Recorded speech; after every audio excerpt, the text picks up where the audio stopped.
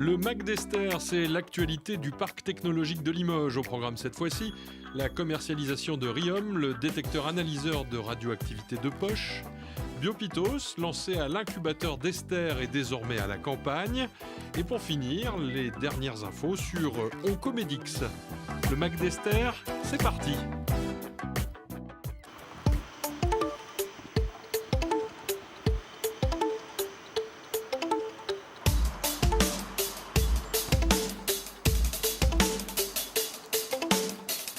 Ça a été 3 ans qui ont été consacrés, on va dire, à part égale entre une grosse partie de R&D, donc vraiment de développer la technologie du capteur et de l'industrialiser, et puis toute une phase de levée de fonds où on est allé chercher des investisseurs pour pouvoir financer tout le développement de la société. Le produit, c'est donc un capteur qui est donc en bois donc pour le grand public. Simplement un bouton pour l'allumer, et puis il va venir se connecter en sans fil au téléphone portable. Donc aujourd'hui, on a une application Android, demain une application iOS, et donc la connexion se fait sans fil, et ça permet d'avoir une vision très pédagogique, très expliquée de qu'est-ce qui se passe dans son environnement. Sur la plateforme web et sur l'application mobile, on a vraiment une grosse plus-value sur cette partie numérique qui permet d'enregistrer la donnée, d'avoir un historique de tout ce qui s'est passé, ce qui est très important, notamment pour les forces de sécurité, d'avoir un retour d'expérience, a posteriori, pouvoir analyser qu'est-ce qui a pu se passer.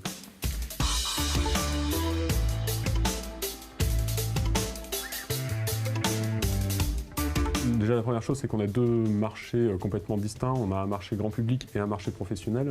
Le gros du marché, c'est bien entendu les professionnels. Le marché grand public, c'est notre tête de proue, notre figure marketing avec un produit qui est assez sympa, avec un packaging en bois, etc. Mais donc là, le client, c'est le grand public qui veut s'informer autour de la radioactivité, participer à une mesure citoyenne et collective de l'environnement. Riom permet de remplacer 2 instruments complètement différents aujourd'hui, qui est le radiamètre, qui permet de mesurer le niveau de radioactivité, et le spectromètre gamma qui permet d'en mesurer l'origine. Ces 2 instruments, c'est des instruments qui coûtent pour le radiamètre quelques centaines d'euros et le spectromètre gamma plusieurs milliers d'euros. On approche souvent les 10 000 euros pour un spectromètre gamma. On a réduit tout ça dans un seul capteur qui est très léger, donc 190 grammes au lieu de plusieurs kilos, et à un coût très limité. Voilà, pour le professionnel, on est à 590 euros, ce qui permet de le déployer sans aucun problème. Le risque radiologique regroupe l'ensemble des activités qui vont pouvoir générer des rayonnements ionisants ou des éléments contaminants. Donc on va en retrouver dans le médical, service de médecine nucléaire, dans des contrôles de soudure par gammagraphie, qui ont aussi des sources qui sont relativement importantes. Dans des industries, on va avoir des contrôles non destructifs qui vont se faire via des sources. Donc en fait, l'ensemble de l'industrie, l'ensemble du secteur médical utilise pour le bien-être de tout le monde des sources radiologiques. L'avantage du dispositif Riom, il est simple d'utilisation. Pour nous, services de secours, on a besoin de systèmes qui soient rapides à mettre en œuvre, facilement utilisables et qui ont un interface homme-machine, ce qu'on appelle un IHM, qui est relativement performant et relativement convivial. C'est un boîtier qui est simple, qu'on peut disposer sur un endroit, qu'on peut relier via une interface qui va être un téléphone portable ou un ordinateur via du Wi-Fi ou du Bluetooth, et qui nous permet en temps direct de voir l'évolution d'une irradiation et de voir si on a besoin de sortir, pas sortir, et de voir dans une zone déterminée l'évolution d'un taux d'irradiation. Donc en matière de protection des populations et de sécurité civile, c'est un outil qui est facilement mis en œuvre et qui peut permettre de protéger les populations rapidement. Tout l'aspect industrialisation, c'est quelque chose qui a été un gros défi pour nous, parce qu'on est des scientifiques venant de l'université. Donc un universitaire a pour vocation à faire de la recherche et non pas de l'industrialisation. Donc on a vraiment eu un gros défi sur ce point-là. Aujourd'hui, on a un processus qui fonctionne au niveau industriel, qui est encore un petit peu artisanal, et on est en train de travailler aux prochaines versions du capteur qui seront 100% industrielles. Voilà, on a attaché une grosse importance à avoir un capteur dont on maîtrise toutes les chaînes d'approvisionnement. Donc tout ce qu'on a pu approvisionner en France, on l'a approvisionné en France. Bien sûr, il y a certains éléments qu'on ne peut pas approvisionner en France. Les composants électroniques de base, on ne peut pas le faire. Les cartes électroniques sont produites en France. Les matériaux, typiquement nos boîtiers, comme le boîtier en bois, là, sont régionaux, fabriqués donc en Corrèze, dans du bois corrézien. Donc on attache vraiment cette importance à connaître toutes nos chaînes de production et à la maîtriser, majoritairement avec des acteurs régionaux, Saint-Junien pour les boîtiers, pour tout le packaging, et puis l'ensemble quasiment de nos prestataires sont locaux. En 2019, c'est vraiment effectivement le décollage commercial de HypoHub. Donc déjà pour faire tout ça, on a une équipe qui s'est largement étoffée. Aujourd'hui, on est 8 salariés, on est 6 à Limoges, 2 à Lyon. Et puis, on a des locaux, donc aujourd'hui on a 90 mètres carrés de locaux effectivement au CIR à Sur-Esther. La suite, c'est vraiment d'avoir l'industrialisation qui fonctionne bien et éventuellement d'aller chercher plus grand et plus industriel pour monter en cadence sur l'année 2020 globalement. Donc fin 2019, une question se posera sur les locaux, effectivement.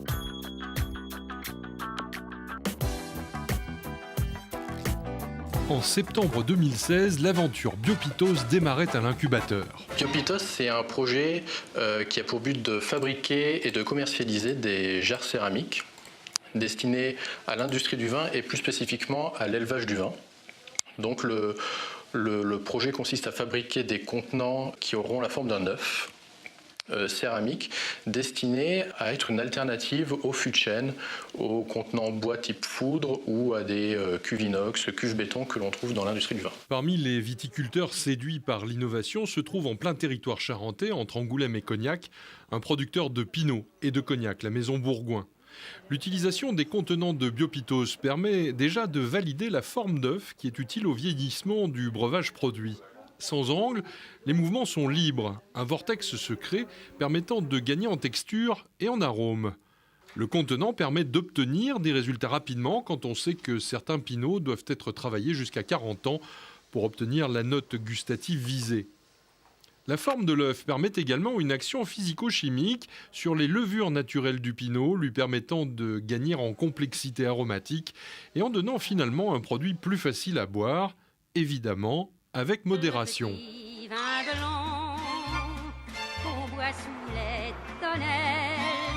Michael Lévin, pur produit de l'enseignement supérieur local, passe 2 ans à développer son concept. Aujourd'hui, il a créé son usine à la campagne. Les produits, c'est finalement des choses qui sont assez simples dans leur utilisation, puisqu'on est sur un produit qui est un petit peu sur le principe du tonneau en bois, sauf qu'on est sur un contenant en céramique. Donc on est vraiment sur le même principe. On essaye d'expliquer un peu les avantages et les atouts de ces produits. C'est tout là l'intérêt du produit, c'est la neutralité gustative de la céramique. Voilà, donc on va vraiment être sur le terroir, sur le cépage, voilà, le vin qui va vraiment s'exprimer de lui-même, et puis une oxygénation en fait liée à la porosité du produit céramique qui permet voilà, un apport lent mais régulier d'oxygène voilà, au cours de toute la période d'élevage du vin.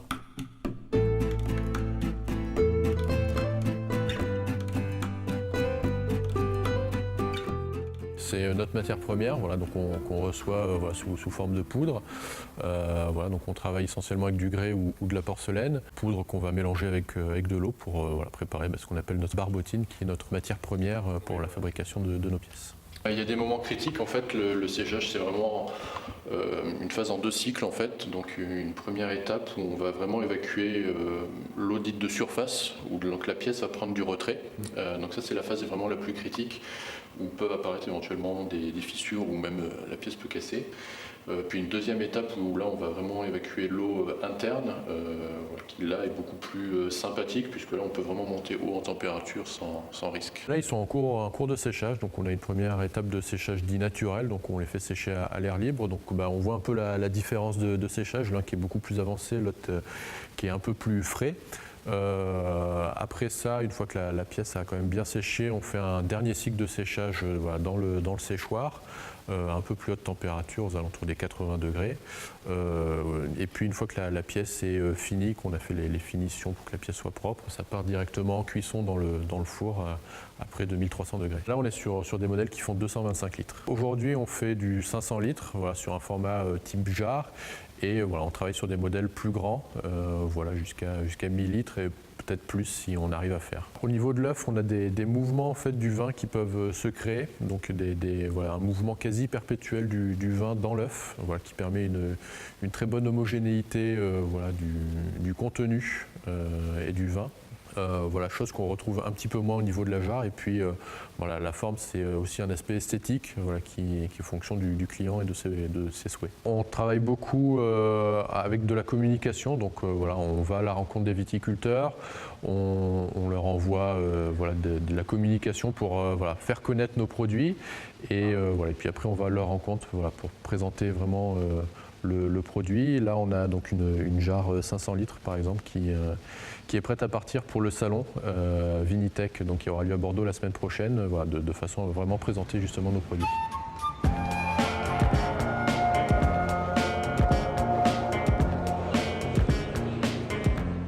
nos objectifs, c'est de vraiment poursuivre notre commercialisation qui a commencé cette année, avec un objectif d'à peu près 80 pièces, toutes tailles confondues sur l'année. En fait, là, vous avez maintenant une usine à la campagne. C'est ça, c'est une usine à la campagne proche de la ville sans être vraiment en ville. Magic Piper of Love.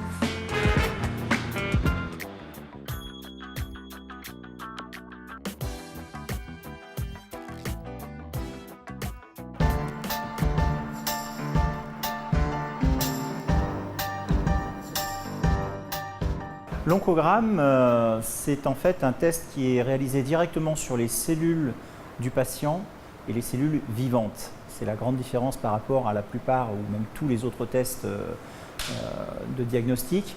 On va cultiver la tumeur du patient, donc garder ces cellules vivantes et tester du coup sur les cellules tumorales du malade les différents médicaments ou les combinaisons de médicaments et analyser après lesquels peuvent le plus détruire les cellules tumorales du patient. L'oncogramme n'est pas fléché sur une famille de cancers, mais on ne peut pas développer tous les cancers en même temps. Donc aujourd'hui, le premier cancer pour lequel nous avons une indication avec le marquage CE, qui permet donc de le rendre disponible pour les patients, c'est le cancer colorectal métastatique. Mais nous menons de nombreux travaux de recherche sur différents cancers, notamment le cancer du sein, le cancer de l'ovaire, et d'autres indications dans le cancer colorectal. La grande différence par rapport à tous les autres types de tests, c'est que l'oncogramme est le seul test qui permet de personnaliser les traitements par chimiothérapie, qui sont aujourd'hui les traitements de référence pour tous les patients qui ont un cancer à un stade avancé. Et le problème, c'est que ce sont des traitements qui ont des effets secondaires importants, mais qui ne vont pas être toujours efficaces en première ligne. Et donc, on a des patients qui vont accumuler des lignes de traitement inefficaces qui vont les affaiblir tout en renforçant leur cancer. Il est donc nécessaire de pouvoir personnaliser le traitement de ces patients dès la première ligne. Et donc l'oncogramme là-dessus apporte une grande innovation puisqu'il va permettre de personnaliser le traitement par chimiothérapie, donc finalement, par extension, le traitement de tous les patients. C'est finalement un cercle très vertueux puisque comme on va pouvoir traiter plus efficacement les patients d'emblée, ça va permettre d'éviter effectivement la multiplication de lignes thérapeutiques, l'accumulation d'effets secondaires et donc du coup effectivement on va pouvoir générer des économies pour le système de soins qu'on a évolué environ à 25% pour chacun des patients. Donc c'est un test qui ne va pas coûter d'argent mais qui au contraire va permettre d'en économiser pour le système de soins tout en soignant mieux les patients et de façon personnalisée.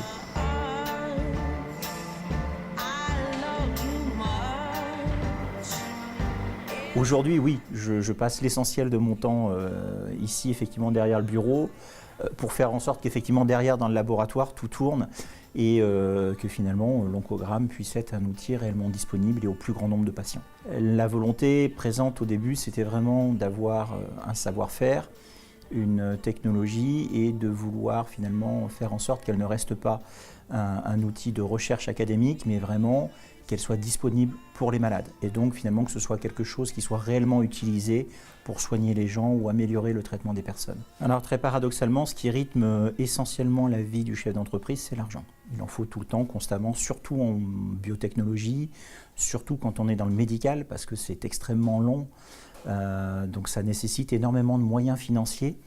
Et donc effectivement, le temps que finalement une innovation sorte du laboratoire, fasse toutes ces validations médicales et obtiennent une prise en charge par le système de soins, on parle de plusieurs années finalement. Et donc effectivement, pendant ce temps-là, il faut avoir les moyens financiers pour que derrière tout fonctionne. Alors aujourd'hui, ça reste, c'est le tout début. C'est un pas quand même très important puisqu'effectivement, on a les premières commercialisations de l'oncogramme en toute fin d'année dernière. Et donc, on commence aujourd'hui à distribuer l'oncogramme à l'échelle uniquement de la région Nouvelle-Aquitaine, ce qui est déjà quand même une échelle importante. C'est toute la région sud-ouest de la France. Donc, c'est quand même un territoire très large.